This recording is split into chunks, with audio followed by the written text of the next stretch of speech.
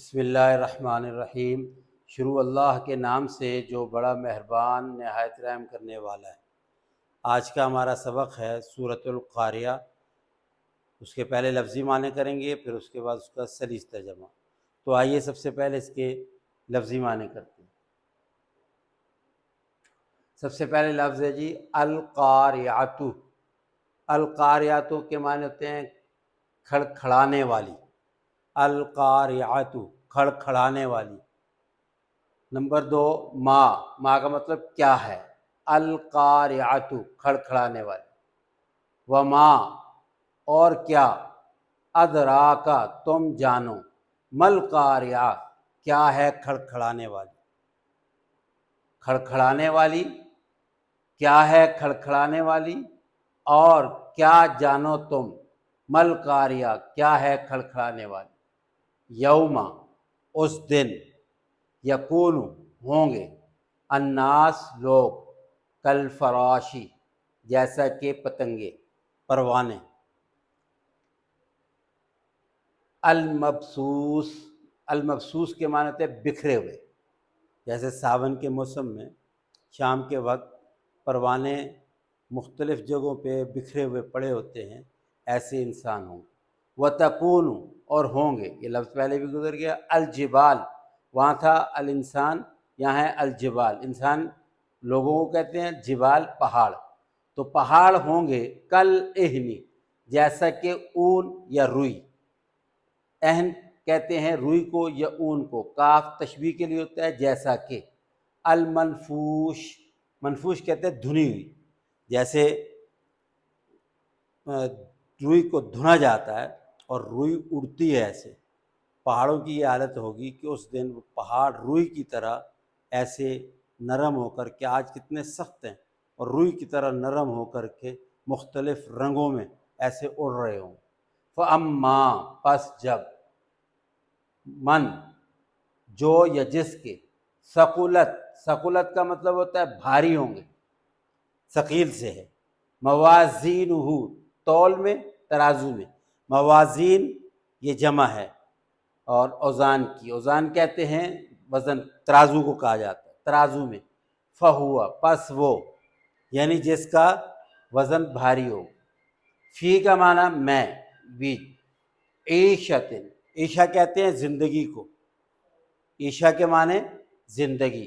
راضیۃ خوشی والی، یعنی جس کے اعمال کا وزن بھاری ہوگا وہ خوشی والی زندگی میں چلا جائے گا۔ وَأَمَّا اور اگر، من جو یا جس کی، خفت ہلکے ہوں گے، وہاں ثقلت یہاں خفت۔ موازینہ تول میں یا ترازو۔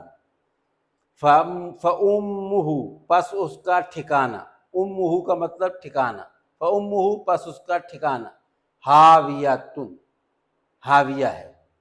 وما اور کیا، ادراکا تم جانو، ما ہی کیا ہے وہ، نارن یعنی وہ حاویہ کے بارے میں کہا جا رہا ہے، تمہیں کیا معلوم کہ وہ کیا ہے۔ نارن وہ آگ ہے، حامیتن بھڑکتی ہوئی، جلتی ہوئی، تند و تیز۔ تو یہ ہیں جی الفاظوں کے معنی۔ اب ہم چلتے ہیں اس کے سلیس ترجمہ کی طرف۔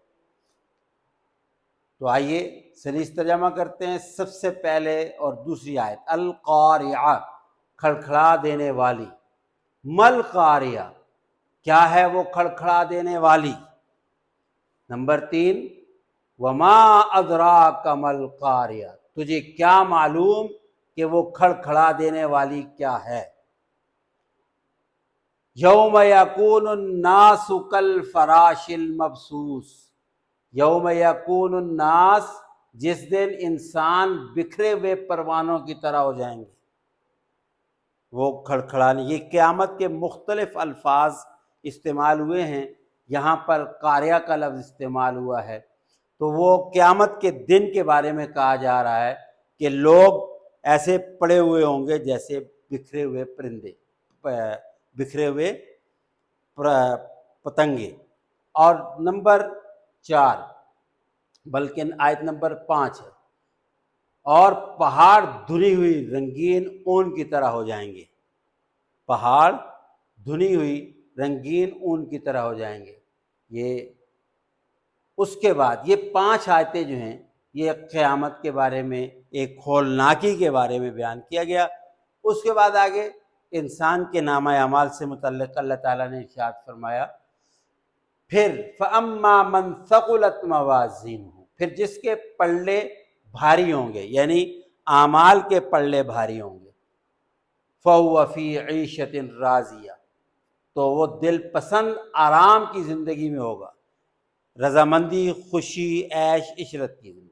وَأَمَّا مَنْ خَفَّتْ مَوَازِينُهُ، اور جس کے پلے ہلکے ہوں گے، یعنی اعمال کا پلہ ہلکا ہوگا، فَأُمُّهُ هَاوِيَةٌ، اس کا ٹھکانہ ہاویہ ہے۔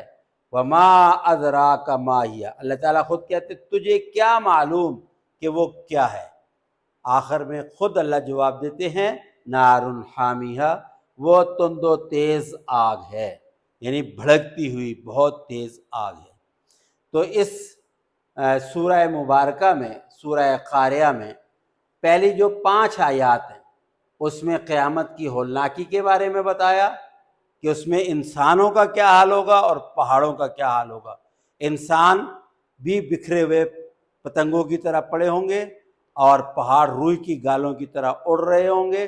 یہ ہولناکی بیان کرنے کے بعد آخر والی 5 آیات کے اندر انسانوں کے اعمال سے متعلقہ بیان کیا گیا ہے کہ انسان اگر اچھے اور نیک اعمال والے ہوں گے، ان کی زندگی میں، انہوں نے زندگی میں اگر نیک اعمال کیے ہوں گے تو وہ خوشی والی زندگی میں، آرام راحت والی زندگی میں چلے جائیں گے، اور اگر اعمال کا وزن بھاری نہیں ہوگا، ہلکا ہو جائے گا، نیک اعمال انہوں نے اگر صحیح نہیں کیے ہوں گے تو ان کا ٹھکانہ ہاویہ ہوگا۔